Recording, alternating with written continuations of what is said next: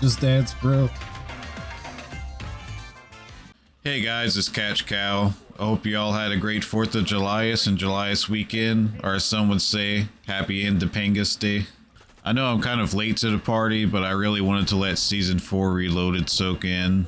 Which soak in it has, so let's hop into it. First, we have a returning map from Black Ops 3, Fringe, now reimagined like a dragon. I know most people loved Black Ops 3. Honestly, I just never gave the multiplayer a chance. Not to say it looked bad, I just couldn't get into jetpacks in Call of Duty like I could with Titanfall 2.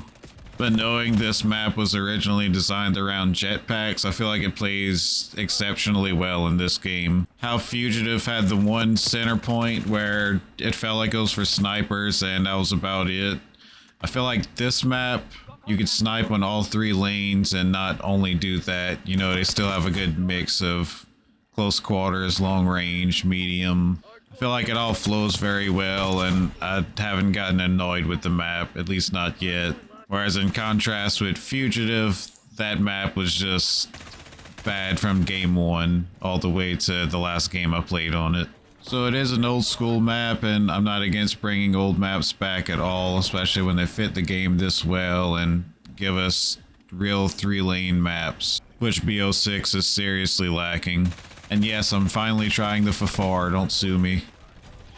And next we have a new original strike map, Eclipse. It's a nightclub with a 3-lane design. I think one very notable feature about the map is the side panels on either side where you can see the operator's silhouette from the center and also either side. It'd be cool if you could shoot through the panels, even if with FMJ. I didn't test this out because I was too busy using the motherfucking Olympia. I'm sure there's plenty of people who would disagree with me, but I feel like this shotgun's about where it should be. Historically, shotguns have been weak in Black Ops 6 in my opinion, and it's kind of nice to have one that feels decently strong at range. If anything, I'd argue it's unfair that it's a secondary that doesn't require the overkill wildcard to carry, but it's just 2-shot. You're not going on a rampage with this gun. And also, consider how many guns are in the game right now that one-shot at a very long range. So yeah, I'm just not buying the Olympia being that strong, but it does feel nice. I'm not asking for fucking dual reclaimers in Black Ops 6, but at least like the Marine SP, I feel like that should be a strong gun, you know? And it's just not. If I see someone going on a rampage with the Marine, I don't feel any type of way about it. But I also play a lot of strike maps, so that's the only reason I see that to begin with. I actually think I would rather the Olympia be a primary weapon just so we could have more attachments with it. And I mean, hell, maybe even Akimbo Olympia is just not as strong as the Reclaimers, obviously. I don't want that, but I would like a strong single pump action. What's cooler than the Olympia? Todd. Fuck Todd. I know the Beavis and Butt-Head pack is probably the biggest point of controversy for Season 4 Reloaded. I get it. It gets old hearing the same few voice lines repeated, but I don't think it's really out of character or that crazy for the game. If we're being honest with ourselves, is it any more absurd or goofy than Homelander in Modern Warfare 3? Or the metric ton of big-headed animal operators in Modern Warfare 3 and Black Ops 6? And call me a hater, but I could not stand the voice lines for the original Zombies cast. But still, I get it. Love Mike Judge, love Beavis and Butt-Head and King of the Hill, but yeah, it does nothing for me to have Beavis and Butt-Head in Call of Duty. What the fuck?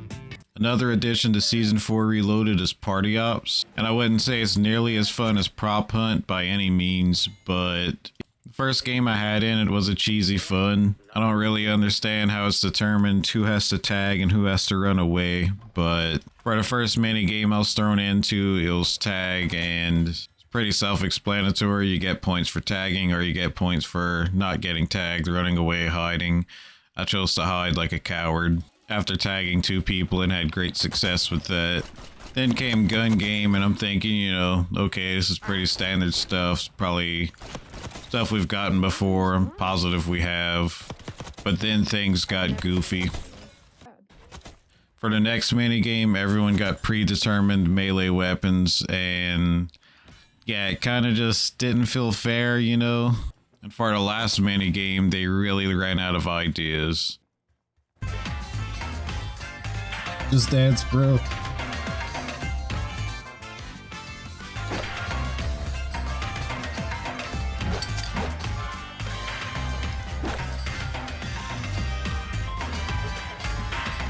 Yeah, that's dance off, where you just emote in the objective and you get points.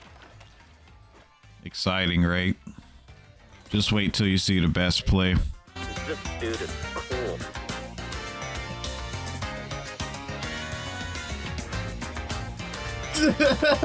That's the best play. Sorry, thank you.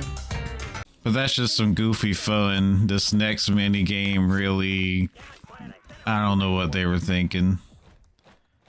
So you have to run around and do finishers.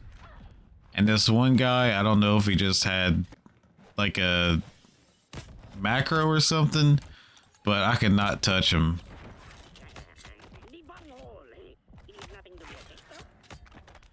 The coach just schooled me. I could not touch him. And after this, tag was in rotation again, which was fine, but there was something in the description about musical chairs, and I just never encountered the mini game. Unless by musical chairs they meant dance off. Mind check. Let's get it, boy. So this technically isn't part of Reloaded, but One in the Chamber is finally back, and yeah, I think modes like One in the Chamber and Prop Hunt would be a welcome addition to any future Call of Duty, and to actually stay in it as part of a playlist and not just a seasonal or limited time event. Alright, I'm on the last thing for the Beavis and Butt-Head event. I got 2 and a little bit left in the Butt-Head challenge. The Butt-Head challenge. Yeah. My guns are still showing to be locked. It's so weird.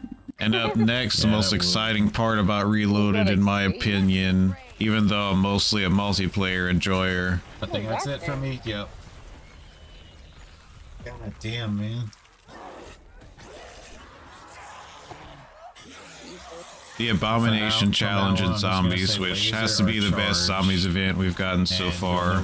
We got a very spongy Abomination named Mo that spawns as soon as you open up the church, meaning you have no access to Pack-a-Punch unless you release Mo. But not only is Mo spongy, he also becomes immune to your weapon, meaning you have to carry 2 and alternate to keep doing damage. Mo also scales with your weapon upgrades, so there's no real cheesing him. To make things more difficult, there is no health regen. You have to pick up snacks to regain health. If Mo charges you, which he tries to do a lot, he will drop all your perks, but you can pick them back up. Like average Abominations, you can chuck a grenade into his mouth to do the most damage. The coolest thing about this event is all special zombies from other maps are present, meaning you could end up fighting Doppelgas, Amalgams, Manglers, the exploding zombies, the guys from the tombs, the floating guys from Shattered Veil, and there is no leaving a zombie. The rounds will continue regardless. I really love this event, and my only complaint is that it's an event. I feel like it should stay in the game. I'm not hopeful, but by the end of Black Ops 6, I would like to see a mode where you could customize which special zombies to play with on any map. For example, I really like Terminus, but I would love to remove the Amalgams. For that reason, I typically play Liberty Falls more over Terminus, but if I had the option to remove Amalgams, I would play Terminus more. A boss fight mode would also be nice, because Shattered Veil, for example, I don't care for the quest at all, but I love the boss fight. Besides that, I'll probably try Grief again sometime soon. They added more grief effects against enemy players, bans for certain revive-related gobblegums, faster zombie spawns after capture zone completion, and whimsical gobblegum rewards for players who finish their matches. Never mind. We fucking did it! We fucking did it. First try. Thought it was second, huh? No, wait, no, it was. Oh, you played it. Oh, yeah. And the final thing I'll be covering in Season 4 Reloaded is Warzone. I'm not really a Warzone player. I'll hop on every now and again just because certain people want to play with me. I can still enjoy it on a casual level. I hear competitively it's garbage. So much that hackers are rampant even in the World Series, so I'd imagine ranked is a shit show. It's a shame because I love Call of Duty and I like Battle Royales, but I just feel like PUBG and Fortnite do it better. And when I think of Call of Duty, I think of fast-paced action, not really this. But anyways, it looks like Resurgence Ranks play is now a thing.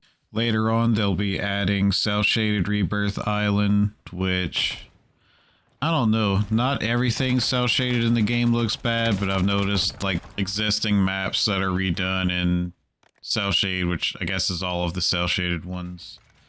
They just look bad. Like, it's almost like they took the original maps and just did an AI upscale or something. I know art style probably has a lot to do with it, but I don't know. Look at Legend of Zelda Wind Waker. That game looks better, and that was on GameCube, you know? Anyways, they've added the hand cannon and door barricade to Warzone. Door barricade sounds like it could be fun. I don't really care about the hand cannon. And there's also a Loot Master perk, which increases the amount of loot found when opening supply caches, which from my limited Warzone experience doesn't sound like that great of a perk. I feel like there's plenty of loot, but maybe that's just me.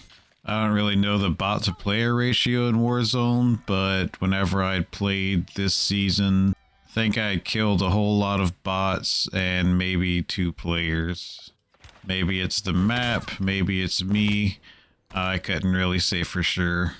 But nonetheless, I had fun. I think Season 4 Reloaded's overall pretty good. Some bad, but pretty good. Unrelated, I wish they would have kept Bullet 24/7 again, especially since we have a Nuketown and a Stake 24/7. The servers still feel very wonky. Some games I could get 17 milliseconds, some games could be up to about 38, 40. But what do y'all think about Season 4 Reloaded? Is the Beavis and Butt-Head pack stupid? Am I crazy? Do the cell-shaded maps actually look good, or do they look bad? Did I really miss out by not playing Black Ops 3 multiplayer when it was new? Is the Olympia some BS, or is it just whatever like I think it is? Did I pick the wrong Warzone map to play? If so, what's a good Warzone map? I'll check it out. Just let me know in the comments. If you enjoyed the video, please like and subscribe. Until next time, peace.